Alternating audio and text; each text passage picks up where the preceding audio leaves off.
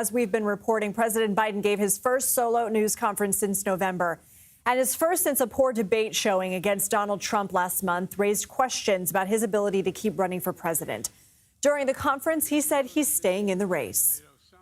There are at least 5 presidents running or incumbent presidents who had lower numbers than I have now, later in the campaign. So there's a long way to go in this campaign. And so I'm just going to keep moving.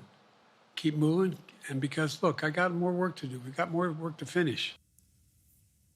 CBS News Chief White House correspondent Nancy Cordes joins me now from the Washington Convention Center, where the president just held that press conference. Congressional correspondent Nikole Killion with us as well. Nancy, the keep moving sort of feels like a message encapsulating his goal as the president, but also in running for president. The campaign message, just keep moving, keep calm and carry on.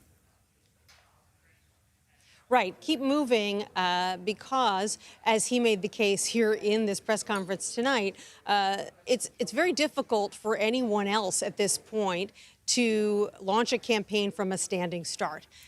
He said very bluntly that you can't get things going that quickly. He's already in the race. He's got the campaign headquarters spread out all over the country. He's got the money. He's got the campaign apparatus. Nobody else does.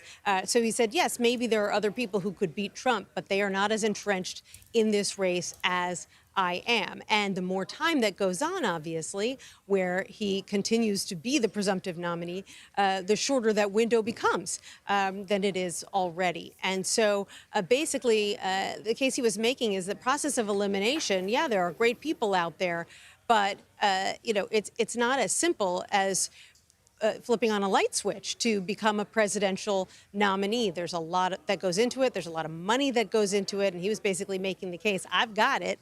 I've got the staff, I've got the money, and no one else does. Nancy, at the end of the press conference, it was off mic. I believe it was NBC's Peter Alexander shouted a question about the gap that we've talked about, right, in which the president, instead of saying Vice President Kamala Harris, said Vice President Trump. And Peter Alexander said, Republicans are already using this against you. What's your response? And he said, listen to him. What do you take that to mean? Mm-hmm. Right. So Peter actually asked him about the fact that Donald Trump himself was already making fun of Joe Biden for that mistake on social media, on Truth Social, basically mocking Biden for mixing those names up. And so Peter asked him what he makes of the fact that Trump is already making fun of him for that, and obviously is going to continue to going forward. And that's when the president said, listen to him, as if to say, hey, you're all paying attention to the mistakes that I make, but my opponent makes a lot of mistakes, too. He says a lot of outlandish things. You should pay more attention to the things he says than the things I say. Nikole, we already have one House Democrat who, since this press conference, has come out adding his voice to the now some 13, 14 that we have asking for the president to step aside.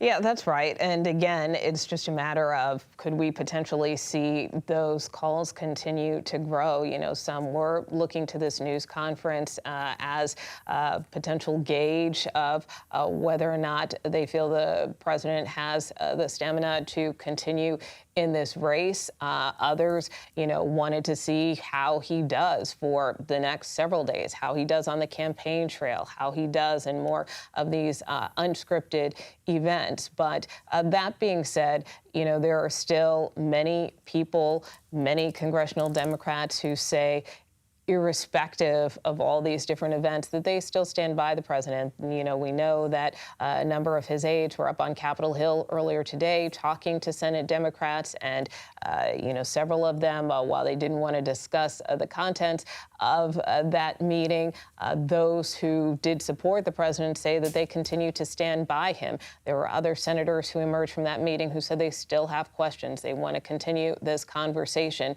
So this is going to be an internal deliberation for Democrats writ large, because it really is a member-by-member decision as they decide whether to stick with the president or to break with the president. And as you mentioned, we're a little over the dozen mark, but when you can take in totality the numbers of members of Congress, over 200 congressional Democrats, it's still a relatively small number in comparison. The question is, will it grow?